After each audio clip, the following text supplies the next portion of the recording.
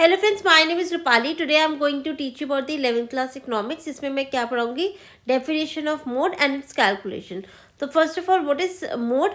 It is a point around which the other items tend to be mostly heavily concentrated. मतलब ये वो point है जिसके around other items concentrate होती है। तो it is the most recurring items in the observation, मतलब the value which appears most often, that is called to be an mode.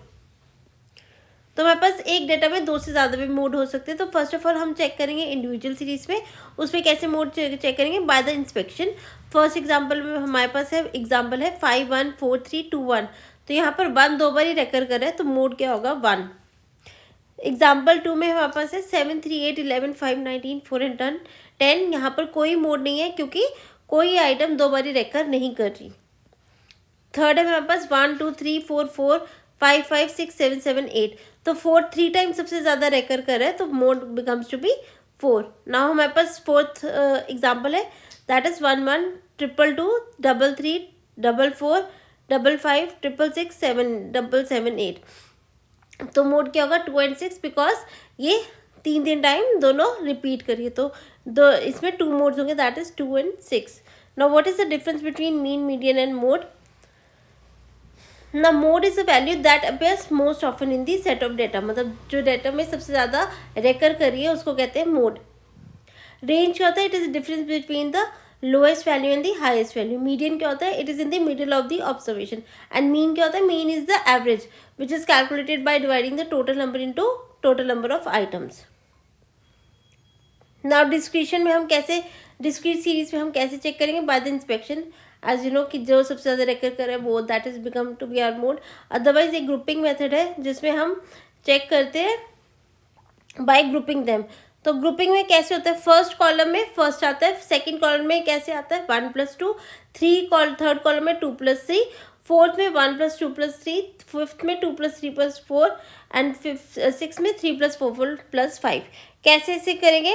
जैसे हमारे पास एक्स एंड एफ गिवन है। X हमारे पास given है 5 10 15 20 25 30 35 40 45। ये हमें क्वेश्चन में गिवन होगा। एफ हमारे पास गिवन है 1 3 4 9 11 12 3 2 एंड 2।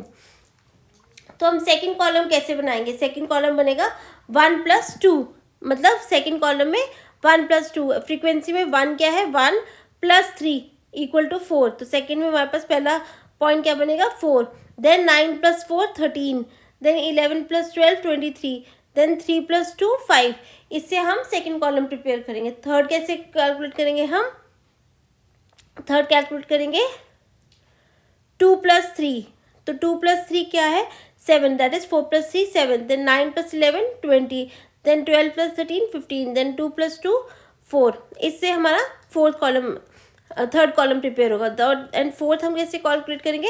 यहाँ पे मैंने लिखा है फोर्थ कैसे करेंगे? 1 + 2 + 3। तो 1 क्या है? 1 + 3 + 4।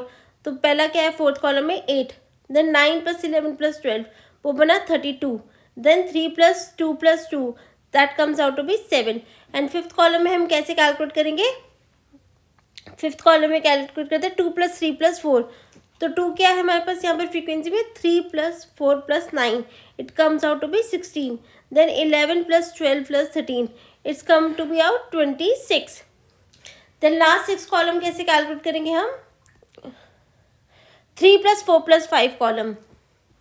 तो 3 + 4 + 5 कॉलम क्या है? 4 + 9 + 11 24। Next 12 + 3 + 2, that comes out to be 17। तो इसमें से हमारा ग्रुपिंग पहला टेबल कंप्लीट हो गया। इसमें हम अब फ्रीक्वेंसी में सबसे हाईएस्ट फ्रीक्वेंसी कहाँ पर फॉल करी थी? 12 में। फर्स्ट कॉलम में देखो 12 में सबसे हाईएस्ट फ्रीक्वेंसी है। इसके आगे क्या है? 30, इसके सामने 30 है, तो 30 के आगे क्रॉस लग जाएगा। नाउ सेकंड कॉलम में सबसे ज़्यादा क्या है? 23। 23 किसके आगे है? 11 एंड 12 के आगे। तो 25 और 30 के आगे क्रॉस लग जाएगा। देन थर्ड में हमारे पास सबसे हाईएस्ट क्या है? 20। वो कैसे बना है? 19 plus it comes out to be third 9 + 11, मतलब 20 एंड 25 के आगे। ठीक है। देन नेक्स्ट फोर्थ कॉलम में सबसे हाईएस्ट क्या है? 32। वो कैसे बना है? 9 + 11 + 12, 9 किसके आगे? 20 25 एंड 30। देन हमारे पास क्या है, fifth column, that's come out to be 11 + 12 + 3, वो किसके आगे है, 25, 30 एंड 35। एंड लास्ट कॉलम में सबसे हाईएस्ट क्या है, 24, वो कैसे बना है, 4 एंड 9 एंड 11, मतलब 15, 20 एंड 11, तो उसके आगे क्रॉस रख जाएगा। तो हाईएस्ट सबसे ज़्यादा फ्रीक्वेंसीज किस में फॉल कर रही है, फिफ्थ में। As you can see total में कॉलम वाइज सबसे ज़्यादा फिफ्थ 5 रेटिंग है, उसके सामने सबसे एक्स में क्या वैल्यू है, 25, तो 25 बिकम्स आर मोड। ना एक और एग्जांपल है हमारे पास, कॉन्टिन्यूस सीरीज में कैसे चेक करेंगे, ये तो हो गया ग्रुपिंग में। ग्रुपिंग में हमने कैसे निकाली, ग्रुप निकाल के हाईएस्ट फ्रीक्वेंसी किसके आगे है, 25 के आगे 5, दैट इज वो मोड बन गया। अब हमारे पास कॉन्टिन्यूस सीरीज जिसमें क्लास इंटरवल्स गिवन हो, उसमें कैसे चेक करेंगे, inspection, as you can know frequency जिसमें सबसे हाईएस्ट है वो बन जाएगी हमारी मोड। अदरवाइज ग्रुपिंग मेथड भी यूज होता है। एंड फॉर्मूला इसमें क्या है, L1 ब्रैकेट में F1 - F0 upon 2F1 - F0 - F2 into आई। F1 क्या है, करंट फ्रीक्वेंसी, F0 के प्रीवियस फ्रीक्वेंसी, एंड F2 क्या है, नेक्स्ट फ्रीक्वेंसी। तो सबसे पहले हमारे पास ये गिवन है 0 to 100, 100 to 200, एक्स गिवन है, फ्रीक्वेंसीज क्या गिवन है, 5, 7, 12, 18, 16, 10 एंड 5। तो सबसे ज़्यादा फ्रीक्वेंसी किस में फॉल करी, हाईएस्ट फ्रीक्वेंसी किस में है, 300 to 400। तो F1 हमारा बन गया 18, F0 मतलब उसकी प्रीवियस वो बन गया 12, और F2 क्या है, नेक्स्ट सीरीज को कहेंगे, नेक्स्ट फ्रीक्वेंसी को कहेंगे F2, दैट इज 16। फॉर्मूला क्या है, L हमारे पास क्या है, 300, क्योंकि सबसे ज़्यादा 18 में फ्रीक्वेंसी सबसे हाईएस्ट है, तो उसी के सामने वाली इंटरवल लेंगे, that is 300 plus F1 - F0, 18 - 12 upon 2 into F1, 18 minus F0 that is 12 minus F2 that is -16 into 100, 100 का डिफरेंस है क्लास इंटरवल का, and answer comes out to be 375।